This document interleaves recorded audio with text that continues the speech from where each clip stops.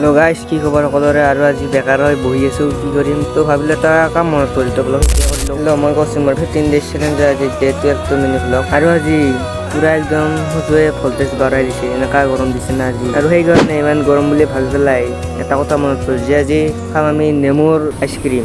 কিন্তু লাষ্টলৈকে সেইটো এটা প্ৰব্লেম হয় ইয়াতো। আৰু এইকেইডাল যে নেমু দেখা পাইছে, এইকেইডাল গাইছ মই ৰোৱা মানে এইকেইডাল লৈছিলোঁ মেট্ৰিকৰ টাইমত ৰুইছিলোঁ।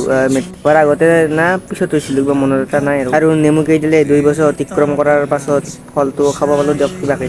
আৰু এতিয়া নেমু কেইটা চিঙিলে বেছি নিচিঙো, 3টামান চিঙিলে হৈ যাব, ইমান নালাগে। আৰু এইটো কি পকা গাছ কোনোবাই জানক, যদি জানে কমেণ্ট কৰিবচোন। আৰু ফাৰ্ষ্টতে নেমু এতিয়া চাৰ্ভিচিং কৰি লওঁ। তো গাইছ দেখা পাইছে না গাইছ, আমাৰ ঘৰত চাৰ্ভিচিং চেণ্টাৰটো। তো আপোনালোকৰ যদি কিবা চাৰ্ভিচিং কৰিব লগা আছে কমেণ্টত জনাব পাৰে, আহিব। আৰু চিম্পুল আপোনালোকে যেনেকৈ নেমু চৰ্বত বনাই তেনেকৈ বনাই ল'ব। কিন্তু গাইছ আপোনালোকক মই শিকাই থকা নাই দেই, আৰু কোনোবাই ক'ব কি শিকাব লাগছে বেটাই।